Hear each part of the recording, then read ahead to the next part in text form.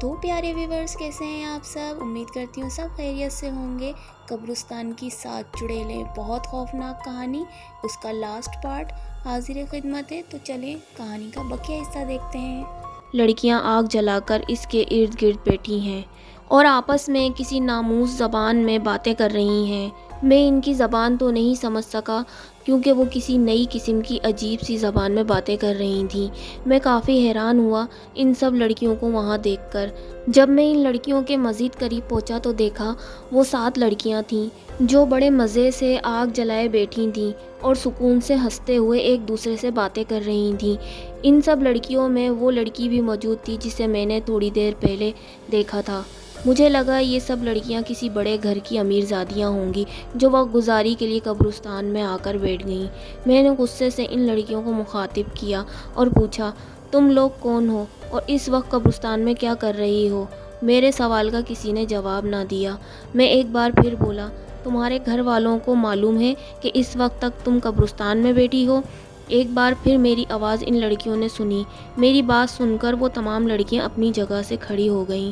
اب جو میں نے غور سے ان کی جانب دیکھا تو مجھے ایسے لگا جیسے میں کوئی خواب دیکھ رہا ہوں، کیونکہ نہ ان کی ناک تھی اور نہ ہی ان کا منہ تھا۔ ان کے چہرے پر صرف کان اور آنکھیں تھیں جو انتہائی سرخ تھیں۔ پھر ایک دم مجھے خیال آیا کہ وہ کوئی انسان نہیں تھیں بلکہ کوئی اور مخلوق تھیں۔ مجھے ان لڑکیوں سے خطرہ محسوس ہوا۔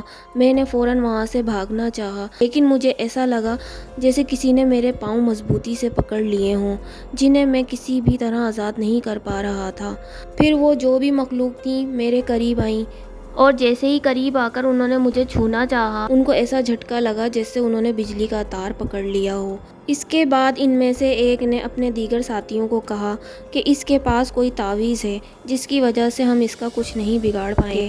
پھر ایک لڑکی نے مجھے کہا کہ آج تو اس تعویذ کی وجہ سے بچ چکا ہے، ورنہ آج ہم تیرے خون سے اپنی بھوک مٹاتے۔ اس کے بعد وہ تمام عجیب خلقت لڑکیاں اس درخت کے اندر ایسے داخل ہو گئیں جیسے وہ ہوا سے بنی ہوں۔ اس کے بعد میرے پاؤں آزاد ہوئے اور میں وہاں سے بھاگ نکلا۔ دوسرے دن میں نے اس واقعے کا ذکر ایک نورانی عمل کرنے والے بابا کو بتایا۔ عامل بابا نے پھر مجھے بتایا کہ تمہارا سامنا رات کو چڑیلوں سے ہوا تھا جو تمہیں اپنا شکار بنانا چاہتی تھیں، مگر تم نے یہ جو تعویذ پہن رکھا ہے اس کی وجہ سے تمہاری جان بچ گئی۔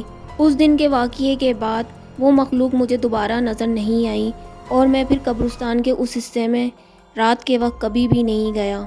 قبرستان واقعی میں ایک ایسی جگہ ہے جہاں پہ جنات، چڑیلیں، بدروحیں سب دیکھی جا سکتی ہیں۔ یہاں تک کہ جنات بھی قبرستان میں پائے جاتے ہیں۔ خالی قبروں میں عامل عمل کر کے ان کو بلاتے ہیں، تو لہٰذا قبرستان میں بلا ضرورت ہمیں نہیں جانا چاہیے۔